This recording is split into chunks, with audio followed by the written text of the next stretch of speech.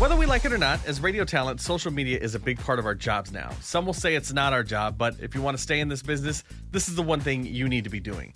I reached out to Meagan Kettelhake, who's a social media producer in Sacramento, and asked her to give us 9 tips to help us all improve our social media game. Now, social media is her job, so she is constantly analyzing data, seeing what works, what doesn't work. She's also a former radio peep, so she understands our jobs as well. If you're at a loss for what to do on social media, these 9 tips are a great place to start. I am a social media producer for a television station, so I've been doing that for about 1.5 years now. Social media has kind of been my main job for about 3 years. Always did it kind of part-time for almost 10 years now, starting in radio, switching around, and now back in media with television. So what we asked you to, what I asked you to be on the show for is so that you could teach everyone in radio basically how to make our social media better. We all want to be good at social media, but we suck at doing all of it, obviously, and we don't post enough, or we post too much. We have all these different rules that we've set for ourselves, but we want to know what it is exactly that we are supposed to be doing. So you have 9 tips on how to improve your social media game. So let's hit with tip number 1. Whether you decide to post every day, whether you decide to post twice a week, whether you decide to post twice a month, whenever you decide to post, just make sure to be consistent with that.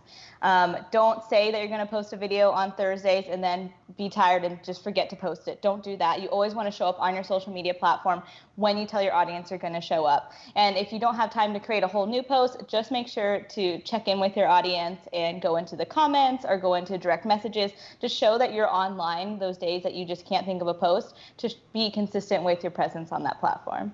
Does the platform matter when it comes to consistency? So is Instagram, like, I can be less consistent, or Facebook, I have to be precisely consistent? Yeah, it does vary. So like for your examples for Facebook, you kind of want to be there once a day, whether it's posting or going into comments or responding to people. Where Instagram, you can kind of get away with only posting, 2 or 3 times a week if you want to do it that way. So it does depend on the platform. Another great example is Twitter. I mean, that one you can post 1 million times a day and it's totally fine for social media. And then on the flip side, YouTube, you could do once a month on YouTube, as long as you are consistent with when you're posting it and telling your audience about it. All right, so I've set a scheduled date. I'm going to post every Thursday, which I do on this show, by the way, if you don't know. How to Radio, every Thursday, noonish, depending on how quick I get it up. So tip number 2. So the whole point of social media is to engage with people, and that kind of goes with the consistency as well. So like I said, if you don't have time to post, go into those comments, go into those direct messages, in some way engage with your audience or engage with a new audience. So a perfect example is on Instagram. They have their hashtags. You can go into a hashtag and see the top posts there and the most recent posts. Go in there and just start commenting on random people's things. That's the whole point of social media, is to meet new people and to engage with new people and find new things.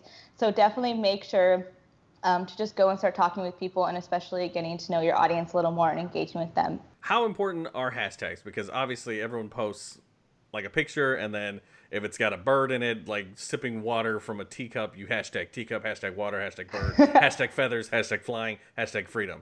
Hashtags are super important on Instagram. So I'm a huge Instagram person. That's my main thing. So I know everything for Instagram for that. It's huge on Instagram. It is the key way that you're going to find a new audience without trying to tell people, hey, come follow my page, hey, come like my post, kind of thing. So for example, like you said, if it's a hummingbird drinking water, you want to do that hashtag hummingbird, which is a bigger post, because then you're going to get into the hashtag page, which makes sense when you click on it. You click on it and it goes to everything that has that hashtag. You're going to get into that page, and someone who may not have ever found, Nick and Kristen in Portland, it can find you now, and they're maybe in New York. I mean, it just expands your audience so much more. Facebook, I hate it on Facebook. Don't do it on Facebook. Hashtags are stupid on Facebook. Don't do it. Okay.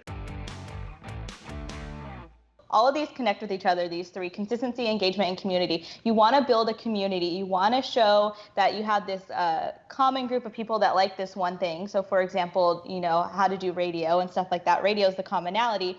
You want to build a community around that. So make sure to really listen to them, ask them what they want to see and what they want to talk about in your community.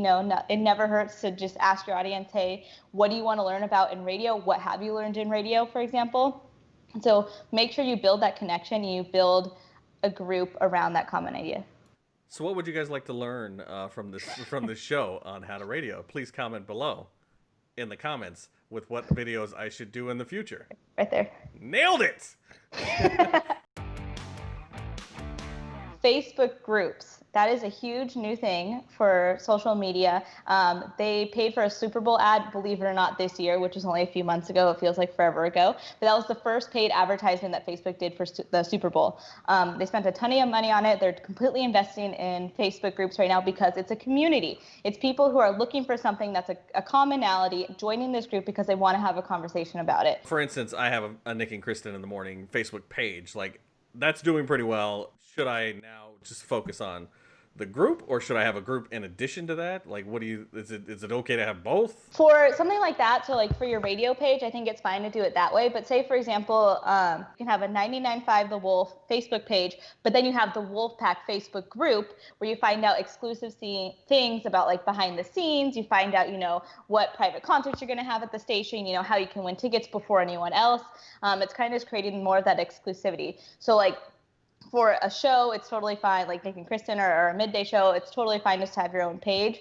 But for like a bigger thing, like the actual station. If we hadn't started the Nick and Kristen page, we could do from the Wolf, be like, hey, join the Nick and Kristen group. But since we have a page, we shouldn't do that. But if I ever create like Nick's nerdy like crew, I can create a group that's pulling from the Facebook page. Yeah. Okay. IGTV is loved by Instagram, especially the algorithm. So the whole point of the platform is to keep you on there. They want you on there as long as possible. IGTV is exactly that. You can do videos. I believe it's up to almost 30 minutes now, a video on IGTV. It has to be at least a minute and 15 seconds to jump into IGTV. But just any video you have that's long form, if you do an Instagram live, you can now save those. You can upload those to IGTV. Any form of interview, if you have a concert, someone that came in, an acoustic performance, anything like that, post it on IGTV because Instagram is going to like it more because they want people on their platform, and it's going to get more exposure in people's Explore feeds and on the platform. How do I get traction on IGTV? Because I used to post a lot of our videos that we would do, like little segments on IGTV, and they really never did anything. Is there any different secret to building my IGTV numbers? Instagram is still working on that. I've heard a bunch of different rumors and tricks. Like right now I'm trying, if you put your hashtags in the first comment instead of in the caption, you're supposed to get more traction. In my experience, I haven't seen a lot of change in it. So it's more of just going back to that consistency thing, being consistent with it and making it more of like a series. So if you're being consistent, if you're having an acoustic series, make sure you're posting that and keeping up with that. Okay. So I haven't seen too much of like a specific way to get a ton of views on Instagram TV, but this is a great way, again, to show up for your audience and create engagement with your audience when you really don't have time to do like a huge post. Plus, it only lasts for 24 hours, so if you want to try anything, you can always throw it up on Instagram stories or Facebook stories. So what I mean by engaging with your audience with that is you can throw up, say you're trying to figure out which song you want to play on the radio, you can do, hey, which song do you like better, and put a poll up and have your audience interact with you and help you choose that song. So it's a quick, easy way just to kind of get in people's feeds for the day, as you all probably have seen, is it's a little bubble that's on top of the profile for Instagram and for Facebook. So once you put a new post up there, it'll immediately show up in a person's feed as the newest story. So that's a great way to kind of just get in there and show your audience that you are active on social. Is there too many times I can post on stories? Because there are some people that will post 1,000 things on stories, and then me who posts like once every 3 days. Yeah, the Instagram says the perfect little numbers for slides is 8 to 12 slides. Actually, fun fact, they're called biscuits. Instagram calls them biscuits. Who knew? Right? Very weird. But it's 8 to 12. And I've usually seen success for my work, 5 to 7. It just depends on your audience. Obviously, like you said, you don't want to put like 100 and then people get bored and they're just skipping. Yeah. So definitely find that sweet spot. I would do at least 3. How does that translate to followers? Like, how does my stories help me? Obviously, the stories will get me in front of people that are already following me. Does that then help me get more followers? The way to get more followers with that is going back to hashtags, going through all the Instagram and Facebook has them too, Instagram and Facebook stickers. So like hashtag sticker, where say if you do hashtag radio, it'll then go into the hashtag feed like we mentioned before, and you'll see it in that hashtag story. So definitely do the hashtag. You do location. So if it's Portland, Oregon, you do that location. And then you can do mentions. So if you want to do Nick and Kristen in the morning, you can put that as a mention. And those are all different ways to get into other Explore feeds and then have people find it. You don't want to have 1,000 because you have to post them on the story, right? How do I hide them? Yeah, so you can totally hide mentions and hashtags in Instagram stories. I believe you can do it for Facebook stories too. I haven't tried it on there yet. But what you do is you say the background or the photo is pink or it has the color pink in it. What you do is you would click the little like double A so you can type text and say it's hashtag Superman because I see that in the back.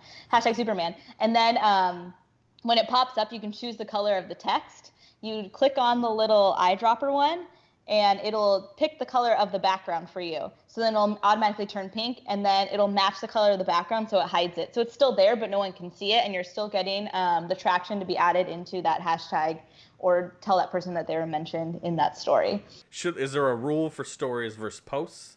Like, does it matter what I do in my stories? Should I have a better type of post? I don't know. You know what I mean? Like what kind of content you should post in stories versus on the feed? Yeah. Yeah, stories is definitely more like in the moment. It's only lasts for 24 hours, so 24-hour types of stories. For example, for the feed, say like Garth Brooks just did the drive-in concert.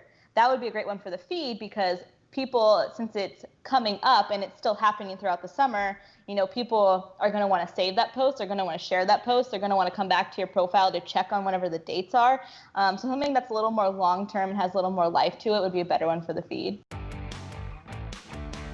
Try everything. What I've learned is just if you have a video idea, if you have a post idea, if you have a question you want to ask, just do it because it's social media. It goes away in like an hour from people's feeds.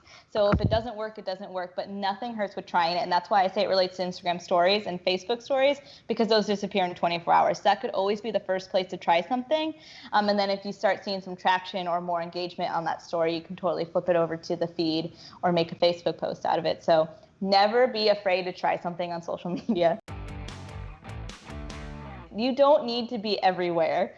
If TikTok is not your thing, you don't need to be on it. If Snapchat is not your thing, you don't need to be on it. Don't feel like just because there's all these different audiences on all these different social media platforms that you have to have an account on all of them. That's not how it works.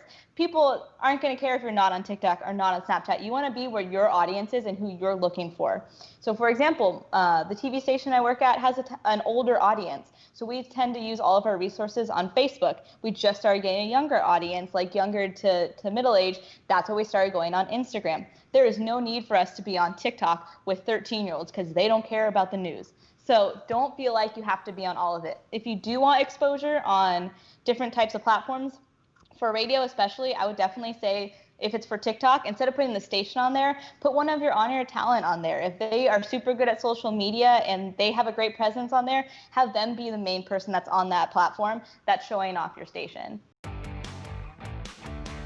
Don't stress about social media. Don't stress about it. Like I said before with trying everything, is it goes away within like an hour on people's feeds. If you mess up on a post or if a post you made bombs and your manager gets mad at you, just remember no one's going to care about it later on. I had a manager tell me that before. I got super stressed about this post. I mistyped something and I was so freaked out that I was going to get in trouble. And he just said, he's like, it's social media, it's fine.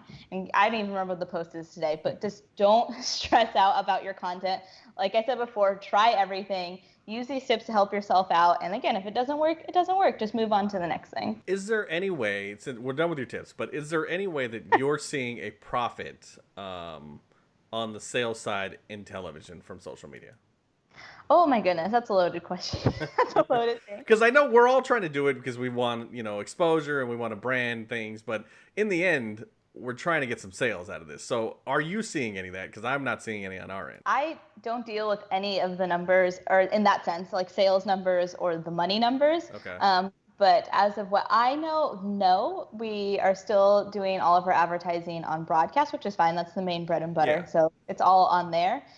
We do have some YouTube advertising, but it's not getting sponsors. It's just YouTube makes you put an ad up and then it goes that way. So what do you see as a benefit to the station as a whole for social media? It's getting more brand awareness, and it's just getting a bigger audience really, and eventually leading to possibly more sales and something. A great way to test that out is using like a code code or something like that. So if you're having a Wolf concert and you have exclusive tickets, just use like just use like code 20Wolf to get 20% off. That's a great way to see how much of your audience is really going from your social platform to your website to going to your event.